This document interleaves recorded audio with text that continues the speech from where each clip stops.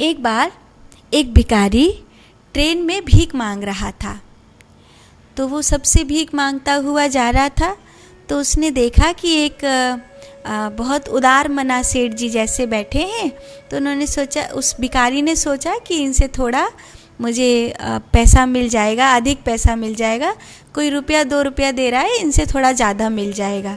तो वो उनके पास गया और जा कर के कहा कि बाबूजी, मुझे पैसा दीजिए, मैं रोटी खाऊंगा, भोजन करूंगा। तो उन्होंने कहा कि किस बात का पैसा, कौन हो तुम? तो बोला कि मैं एक भिखारी हूँ। तो बोला किस बात का पैसा दूँ? तो मुझे दे गए थे क्या? नहीं, पर बाबूजी पुण्य के नाम पे, धर्म के नाम पे। बोले मैं ऐसा किसी पुण्य के नाम पे, धर्म के नाम पे नहीं दे सकता, मैं तो व्यापारी आदमी हूँ। तुम मुझे कुछ दे रहे हो तो उसके बदले में मैं तुम्हें कुछ दे सकता हूँ। तो भिखारी सोचने लगा।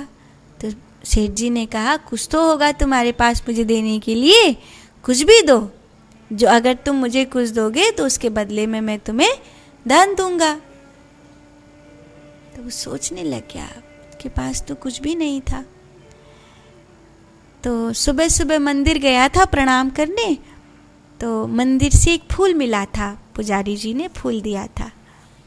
तो उसने कहा मेरे पास ये फूल है, आप इसे लेंगे? हाँ क्यों नहीं, सेठ जी ने कहा। उन्होंने वो फूल लिया और बड़े प्रेम से उस फूल को स्वीकार किया और उस फूल के बदले में पैसा दिया। भिखारी को बहुत अच्छा लगा।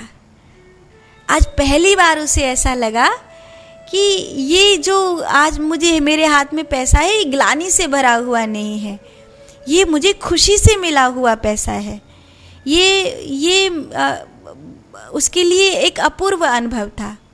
फिर तो क्या था, फिर उसके मन ने निश्चय कर लिया, फिर वो रोज़ मंदिर जाता और वहाँ बाग बगीचे से खूब सारे फूल लेकर के आता और उस सुंदर सुंदर फूलों को अच्छे से ट्रेन में बेचता और उससे पैसा इकट्ठा करता।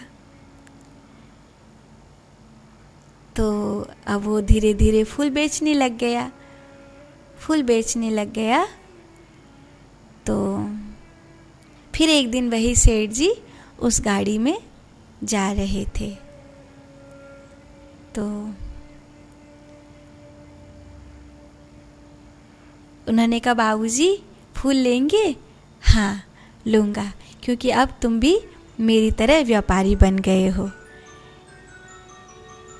तो उसके दिमाग में ये बात चढ़ गई, अब तुम भी मेरी तरह व्यापारी बन गए हो। तो उसने कहा आपकी तरह? वो सोचने लग गया। फिर वो उस ट्रेन में नहीं चढ़ा। उसने सोचना शुरू कर दिया, क्या मैं सचमुच इनकी तरह व्यापारी बन गया हूँ? क्या मैं बस यहाँ ट्रेन में फूल बांटने के लिए हूँ या सचमुच में व्यापारी बन गया हूँ? तो वो धीरे धीरे उसने, मैं व्यापारी ही बनूंगा। तो उसने अपना शुरू किया और देखते देखते उसने शोरूम खोल दिया, फूलों का सुंदर शोरूम। फिर उसके फूलों की डिलीवरी जगह जगह होने लग गई। और एक दिन की बात, और वो सेठ जी से वापस मिला। उनकी सेठ जी की लड़की की शादी थी और उसमें वो फूलों का डिलीवरी करने के लिए गया था। सूट बूट में था। तो उसने सेठ जी को पहचान लिया। उसने कहा बाबूजी। ने कहा कौन हो तुम?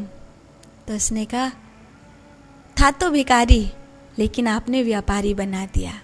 आपने मुझे सिखा दिया ये पहचानना कि मैं अपने आप को पहचान सकूं कि मैं कौन हूँ।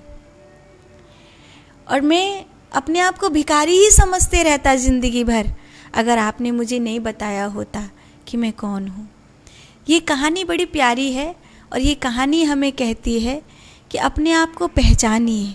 शरीर से अपने आप को पहचानिए, दिमाग से अपने आप को पहचानिए और आत्मा से अपने आप को पहचानिए। आप जो हैं, क्या आप वही कर रहे हैं? क्या आप वही होकर के जी रहे हैं? अपने आत्म स्वरूप में स्थित होकर बैठिए, ध्यान करिए, एक गहरी लंबी श्वास भरिए और अपने आप से पूछिए, मैं कौन हूँ, मैं क्या करने के लिए इस धरती पर आया हूँ। बस इतना सा चिंतन करिए और आपको पता चल जाएगा आप कौन हैं। और आप कौन हैं अगर ये आपको पता चल गया तो आपको अपने जीवन का लक्ष्य भी मिल जाएगा। आपको अपने जीवन का लक्ष्य मिले, आपकी भक्ति बढ़े, आप सबका कल्याण हो, ऐसा मेरा भाव है।